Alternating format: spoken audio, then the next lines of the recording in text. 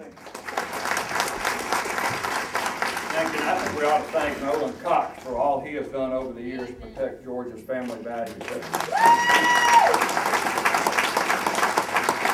He built one of the strongest organizations in this country, and I know as a former legislator we relied on the American Family Council a lot. And thank you, Patrick and Kay and Debbie and all of those who put this together. It's your government, it's not ours, so I appreciate everybody coming out on a beautiful Saturday. I think this campaign is about trust. Who do you trust with your conservative principles? Who do you trust to tackle the tough issues that we have in front of us? Who do you trust to do the right thing when nobody's looking? My name is Eric Johnson. I'm an architect from Savannah, and up until last month I served in the state Senate. I began my political career at the urging of my good friend Jack Kingston, got involved with the Young Republicans, chaired Mac Mattingly's campaign in 1980 in Chatham County, and when he won I went on his staff. So I started my political career in the Reagan Revolution. My father-in-law, by the way, was a delegate to the Cow Palace and was a Goldwater Revolution, so it runs in the family.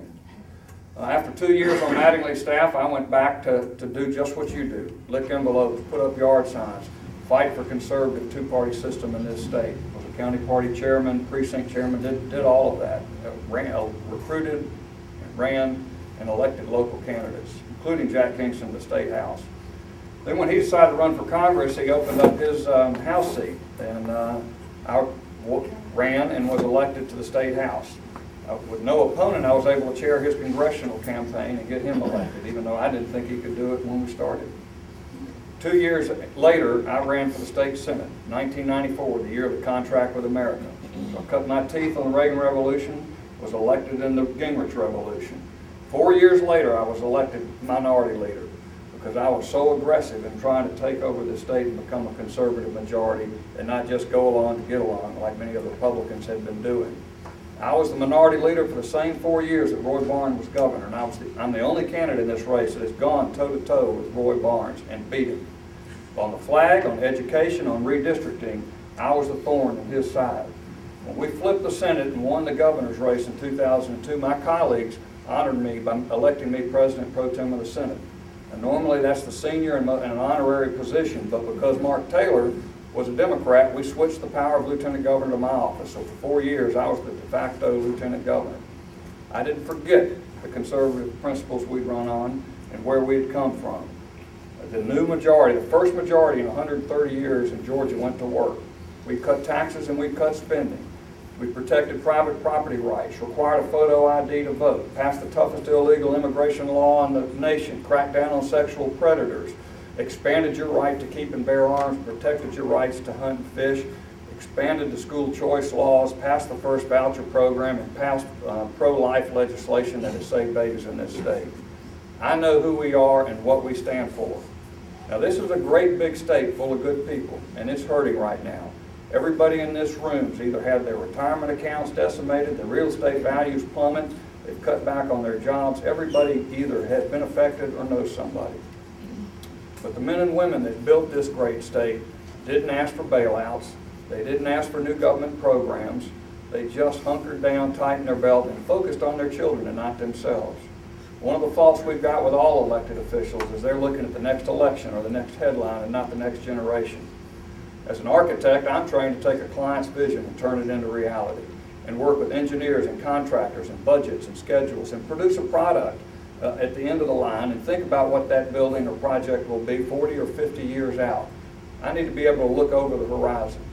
And I think the next governor needs to be able to do that. Whether it's been water or traffic or education, we haven't thought long-term enough. I want to be able to do that. Now, if you know anything about me and you followed my political career, you know that I haven't been politically correct. I've got a sharp tongue, and sometimes it's gotten me in trouble. But I fought for conservative values. And if you want to know where I stand, you just ask me. I'm pro-business, pro-family, pro-gun, pro-life, period. Next question. I believe in strong families, small government, free enterprise. That's the foundation of our party and what we believe. In other words, I think it's life, liberty, and the pursuit of happiness. Taxpayers can't afford a Department of Happiness. I've had some people apply for that commissioner position, but we can't afford it. I think we need to revamp Georgia's tax code from top to bottom. It's been 19 years since we've had an overall comprehensive look at our tax code. And like the fair tax, I think we can make it broader, simpler, fairer, and lower. I think we can also require politicians that tell you to pay your taxes to pay theirs. I took that fight on this year, and I was criticized. It was a bipartisan list. There were 22 legislators. 10% of the General Assembly had refused to file their state income taxes. We successfully passed that law, and lo and behold, before the deadline was to expose their names, they'd all paid up. And I think you'll see all of them pay up in the future. I believe that parents ought to have the right to select how and where their children are educated, and not the government. I have led the fight for school choice in this state, and will continue to do it. You want to know what drives me? It's education. In the long run, that's the civil rights movement of the 21st century. That's hope and opportunity and success. If we're going to grow this country and build this country, it's going to be through our educational system. Now, I've watched what's happened in Washington, where Republicans forgot who they were and what they stood for and got fired. And they brought us Barack Obama and Barney Frank, who, by the way, was elected for marijuana today, or his roommate or partner or whatever they call it was arrested for marijuana. Didn't know it was in the house. That's who's running this country. I don't want that to happen here in Georgia. And after 30 years of fighting for a conservative government, I don't want to let that happen here in Georgia. Now, as a person, I serve a higher God. That's who I'm accountable to. As a public servant, I serve the Constitution. That's what holds me accountable to you. I want to be your next governor.